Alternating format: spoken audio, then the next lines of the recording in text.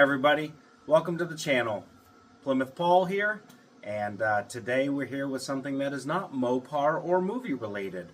I've got a 1965 Ford Econoline truck here, similar to the van. It's just missing the back half of the vehicle.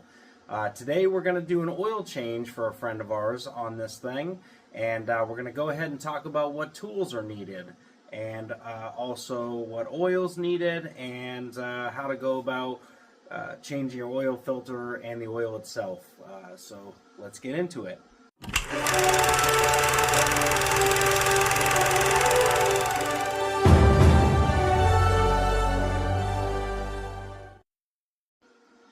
Alright, let's talk about what you're going to need at the auto parts store. You're going to need some new oil. I've got some 1540 weight oil. This is great for older engines. Also, we've got some zinc additive. This is also great for older engines, as zinc used to be an ingredient in oil. They've taken that out with the not so great tolerances on these older motors. The zinc additive is great for them. Also need some sort of oil filter. Tools you'll need for the job will be a 7/8 wrench or a 7/8 socket and ratchet. You also need some sort of oil filter removal tool. I prefer this style. It's got the teeth and a lot easier to kind of twist and get the old filter off. And then you also need a drip pan to catch your oil, possibly a filter to add the oil. Now let's go take a look under the hood. Alright, as you can see here, we've got the engine cover open. So I can show you where the oil filter location is. Right here on the driver's side front of the engine. Down here, that yellow canister is your oil filter. And the oil drain plug is on the oil pan on the back here on the driver's side as well. Let's get down below and we'll show you that.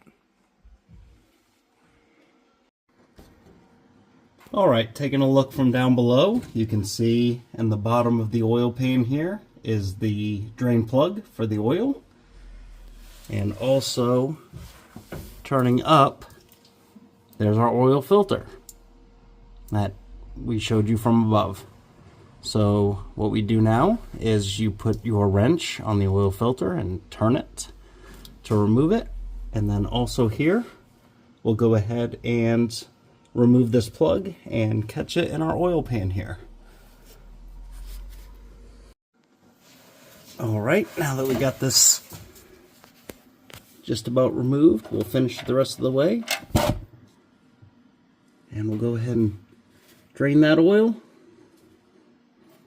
It's pretty black, so it's definitely ready for an oil change. And then next we will remove the oil filter. Alright, while we're letting that oil drain, we'll get up here and we'll twist this oil filter off. I've already pre-loosened it with the tool.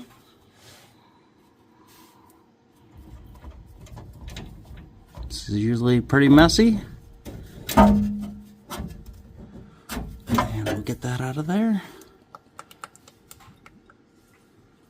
Not too bad. Not too messy either.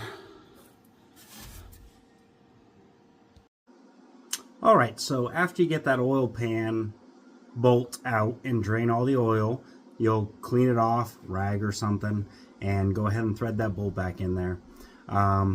Oil filter. Once you get the oil filter out, a little bit will drain out of the engine as normal.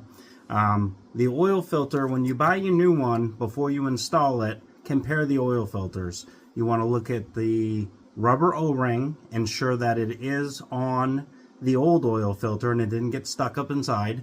You don't want to double stack oil rings when you go to screw, these gaskets. You don't want two gaskets when you go to install it. So it does look like the orange gasket is here, and we got a new black gasket here, so that ensures that the gasket came off. Ensure the size is the same and the thread hole looks similar, and you can compare them just by setting them on top of each other. And so we ensure that this is the right filter. Once you put oil on this, you cannot return it to the store. Next we're going to do is we're going to go ahead and pre-fill this with oil, and we're going to reinstall it back inside. Alright, just a couple of quick things to note is when you have the oil filter, you'll want to put a little bit of oil on the rubber ring before you install it. That'll help ensure a good seal. You will also, once you thread it on, you go hand tight. Get as tight as you can with your hands. Do not use the tool, so you don't want to risk damaging it or over tightening it. So use a rag or something if you get oil on your hands, and go ahead and just snug it down as tight as you can. Alright, so we're here in the engine bay, and it looks like this straight 6 valve cover has 2 breather vents. So you just pop one out here outside of this rubber grommet, and you'll install a filter there, and you'll go ahead and add your oil and your oil zinc additive. Alright, another view from the top. There is your new MicroGuard oil filter. Just behind that, you will see down here your oil dipstick. So after you fill your oil, you'll want to check that and ensure that the oil is to the full line. And that's all there is to it. We're finished up our oil change. We checked the fluid. We reinstalled the oil plug and new filter, zinc additive. The only thing to do is go ahead and start the vehicle, let it run for a few minutes, turn it off, and then recheck the oil. That way any of the oil loss from the old oil filter will cycle through the system, and that's a great way to ensure that the vehicle is topped off correctly before you hit the road. Until next time, keep following us on Paul's Real Wheels.